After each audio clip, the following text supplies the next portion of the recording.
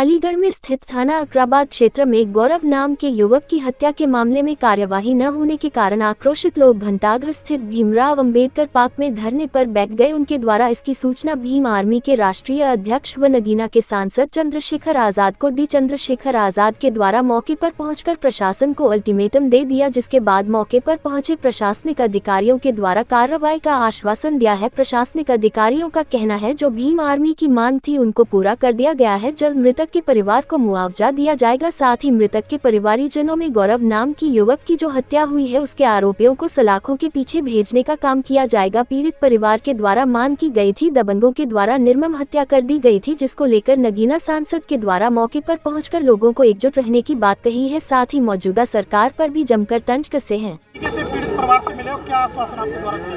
देखिए, मुझे कहने में बड़ा कोई संकोच नहीं है कि उत्तर प्रदेश में अब बोली लगा के दलितों की हत्या होने लगी। यहाँ की जो घटना है वो बहुत डरावनी है। किस तरह से चैलेंज करके एक 22 साल के बच्चे की हत्या कर दी गई। उसके माँ बाप ढूंढते फिरते रहे, थाने के संबंधित अधिकारियों ने लापरवाही बरती, जिसके कारण आज वो बेटा हमारे बीच में नहीं। और तो और जो आरोपी था उसको इतना समय मिला कि उसने आराम से सरेंडर कर दिया, पुलिस को गिरफ्तार नहीं कर पाई। ये पुलिस का इतना बड़ा फेलियर उसके साथ। और वो सातिर इतना है, जिसको जुनैल बताया जा रहा है, वो इतना सातिर है कि उसने 5 अन्य लोगों के नाम ले दिए कि ये मेरे साथी थे। बाद में पुलिस का जानकारी में अपनी जो कार्रवाई है, अपनी जांच में मानना है कि वो 5 लोग उसमें नहीं थे, ये उसने किसी और मंशा से दिए। इसका मतलब वो एक सातिर अपराधी है जिसने सोच समझ के ये हत्या की है। उस पर कठोर से कठोर कार्रवाई हो और फास्ट ट्रैक कोर्ट में मुकदमा चले। और जितने भी ऐसे अधिकारी हैं जिन्होंने अपने कर्तव्य के प्रति अपने कर्तव्य जिम्मेदारी निर्वहन नहीं किया, उन पर सख्त कार्रवाई हो, जिससे कि और थानों में गरीबों की जो के साथ जुल्म हो रहा है, वो जुल्म करने वाले लोगों पे कार्रवाई होना आसान हो जाए। सभी अधिकारियों को इसकी संदेश जाए। साथ साथ परिवार की हालत बड़ी कमज़ोर है, तो हमने परिवार के लिए 50 लाख रुपए की आर्थिक मदद की मांग की है, क्योंकि उनका जो यही कमाने वाला बच्चा था। इस बिटिया के भी 2 बच्चे हैं और उनके माँ बाप भी वृद्ध हो चुके हैं। इनके लिए भी हमने मांग की है और एक सरकारी नौकरी की हमने मांग की है, परिवार की सुरक्षा की। और साथ साथ उसमें जो संलिप्त और लोग हैं, जिनका पुलिस द्वारा भी बताया गया कि और भी लोग उसमें शामिल है, उनको भी जो है जल्दी जानकारी करके और उनको भी सख्त से सख्त सज़ा जो है मिले, उनको गिरफ्तार किया जाए और संरक्षण करने वाले अधिकारियों पे, लापरवाह अधिकारियों पे कार्रवाई हो, ऐसी हमने मांग की है। इसके अलावा भी बहुत सारी घटनाएं, जैसे एक मामला संज्ञान में आया है जो नशा मुक्ति केंद्र का है कि उसमें दूसरी हत्या हुई, पीट के हत्या की गई है, उसमें भी। और कई ऐसे मामले जो यहाँ के SPRA को और यहाँ के SSP को और यहाँ के ज़िले के अधिकारियों को हमने बताए हैं। तमाम तरह से ऐसा लगता है कि उत्तर प्रदेश सरकार में गुंडों को खुली छूट मिल गई है कि वो कमज़ोर वर्ग के लोगों का जितना चाहे दमन करें और उन पर कोई कार्रवाई नहीं होगी। हम ये उम्मीद करते हैं आज की इस घटना के बाद, और ये जो हज़ारों लोग आज यहाँ अलीगढ़ में इकट्ठा हुए हैं, इनके आक्रोश को समझते हुए जिला प्रशासन, पुलिस और सरकार इनका मजबूती से संज्ञान लेगी। और अगर नहीं संज्ञान लेगी तो हमें अपने लोगों के संरक्षण के लिए एक बड़ा मोर्चा जो है जिले वाइज निकालना पड़ेगा। हम किसी भी कीमत पे जुल्म जाते बर्दाश्त नहीं करेंगे और गुंडों को सजा मिले, इसके लिए हम लगातार संघर्ष करते रहेंगे। हमारी ये मांग भी है कि लापरवाह अधिकारियों को चार्ज ना दिया जाए, गैर जिम्मेदार अधिकारियों को किसी भी कीमत से चार्ज ना दिया जाए और गुंडों की मदद करने वाले अधिकारियों पे मुकदमे दर्ज करके कार्रवाई की जाए।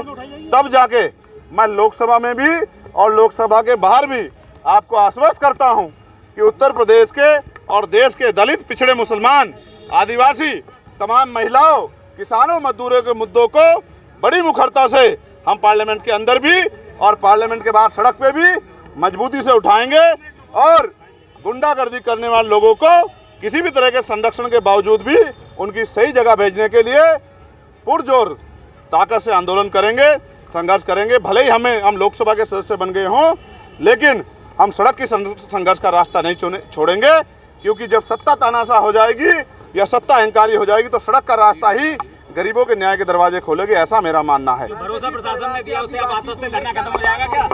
देखिए पीड़ित परिवार, देखिए एक प्रोसीजर है और हमने प्रशासन से बात की है, वो कुर्सी पे हैं, ऑन चेयर होने के कारण उन्हीं को काम करना है। हम उनको पर्याप्त समय दे रहे हैं और हमने अपने लोगों को भी कह दिया है कि अगर इसके बावजूद भी लीपापोती हुई या हमारी बात को नहीं माना गया तो फिर हम किसी भी कीमत पर पीछे नहीं हटेंगे। इस बार जो आंदोलन होगा वो अनिश्चितकालीन होगा और सबकी जानकारी में होगा और वो आंदोलन पार्क में नहीं होगा, वो जिला मुख्यालय पे होगा और डीएम साहब भी हमारे बराबर में वहीं बैठेंगे धूम में जहां हमारा पीड़ित परिवार बैठेगा। अगर हमारे पीड़ित परिवार के आंसू निकलेंगे तो यहाँ के अधिकारियों का पसीना भी वहीं छूटेगा। इस बात का भी हम आश्वासन देते हैं। मैं स्पष्ट करता हूँ कि वो अनिश्चितकालीन आंदोलन हमारे नेतृत्व में ही होगा। अगर यहाँ का प्रशासन और यहाँ की पुलिस इसी तरह से लापरवाही करेगी तो ये आंदोलन बहुत जल्द होगा। समाज को आह्वान आपने किया मजबूत करने के लिए, अब चुनाव होने वाले हैं, भीम आर्मी किस तरीके से तैयारी? मैंने अपने लोगों से ये आग्रह किया है कि ये लोग भी बहुत मजबूत हैं, पहरेदार हैं और महापुरुषों के मिशन को आगे बढ़ाना चाहते हैं। आज इन्होंने अपनी शक्ति बल से ये भी स्पष्ट कर दिया है कि अब ये किसी से झुकने वाले नहीं हैं और डरने वाले नहीं हैं। तो मैं मानता हूं कि आने वाले जो उपचुनाव है, जो खैर का प्रस्तावित उपचुनाव है 6 महीने के अंदर होना है, मैंने इनसे मांग भी की है कि सिर्फ झंडा और नारे से आगे बढ़ के अब ये उस विधानसभा की बूथ कमेटी, सेक्टर कमेटी, विधानसभा कमेटी तैयार कर लें और एक एक वोट भाईचारा बना के आज़ाद समाज पार्टी के समर्थन में लेकर आएँ। और जो आवाज़ जिस तरह इन्होंने दिल्ली में अपनी आवाज़ पहुँचाई है तो अगले 6 महीने के अंदर उत्तर प्रदेश की असेंबली में भी इनकी एक मजबूत आवाज़ जानी चाहिए, जो यहाँ के कमजोर और हक वंचित समाज के लोगों से, यहाँ की सरकार से आंख में आंख डाल के सवाल पूछे। कितनी सीटों पर लड़ाई, कितनी सीटों पर तैयारी है, कितनी सीटों पर तैयारी होगी? ये पार्टी का इशू है, मेरा इशू नहीं है। पार्टी के नेता खड़े हैं, मंत्री जी खड़े हैं और प्रदेश अध्यक्ष जी और जिले के मंडल के लोग हैं, इनका फैसला मैं तो वर्कर। प्रियंका गांधी बाईघाट से चुनाव लड़ने एक सेकंड, आपकी पीड़ित परिवार से बातचीत हुई, क्या लग रहा है राजनीतिक दबाव है इस मामले में आरोपियों को? देखिए मैं मानता हूँ कि यहाँ के जो एसएसपी हैं मैं उनको पहले से जानता हूँ, एक अच्छे अधिकारी है। मैं इनसे ये भी उम्मीद करता हूँ, उन्होंने मुझसे बताया है कि बहुत देर से मेरे संज्ञान में मामला आया, लेकिन उन्होंने मुझे आश्वस्त किया कि वो किसी भी तरह के दबाव को ना लेते हैं और ना इसी मामले में लेंगे। लेकिन अगर हमें कहीं, क्योंकि न्याय करने से ज़्यादा न्याय होना बहुत ज़रूरी है, दिखना बहुत ज़रूरी है, कहीं भी अगर हमें अपने स्तर पर लगा तो फिर हम इस संघर्ष को आगे बढ़ाएंगे। प्रियंका गांधी बाईघाट से चुनाव लड़ने जा रही हैं, क्या कहेंगे आप? बधाई हो उनको। एमपी साहब आखिरी सवाल है, अलीगढ़ में ब्लॉक प्रमुख दलित हैं, उसको मारने की साजिश और शोषण हो रहा है, इस पर आप क्या कहेंगे? इनके द्वारा 2-3 घटनाओं के संबंध में जो है ज्ञापन दिया गया, उनका संज्ञानित किया गया और पहले भी उस पर कार्रवाई हुई थी और जो क्षतिपूर्ति संबंधी उनकी मांग थी उसका भी प्रेषण पहले ही कराया जा चुका है। वो भी धनराशि उनके जो भी पीड़ित पक्ष है उसको शीघ्र ही मिल जाएगी और भी बच्चों की पढ़ाई लिखाई का इनके द्वारा जो बताया गया तो उसको भी संज्ञानित करके आवश्यक कार्रवाई करने के दिशा निर्देश दिए गए। परिवार को कोई आर्थिक मदद की बात की गई? परिवार का जो आर्थिक मदद की बात है उसको हम लोग ज्ञापन ले लिए हैं, उसका प्रेषण करा दिया जाएगा।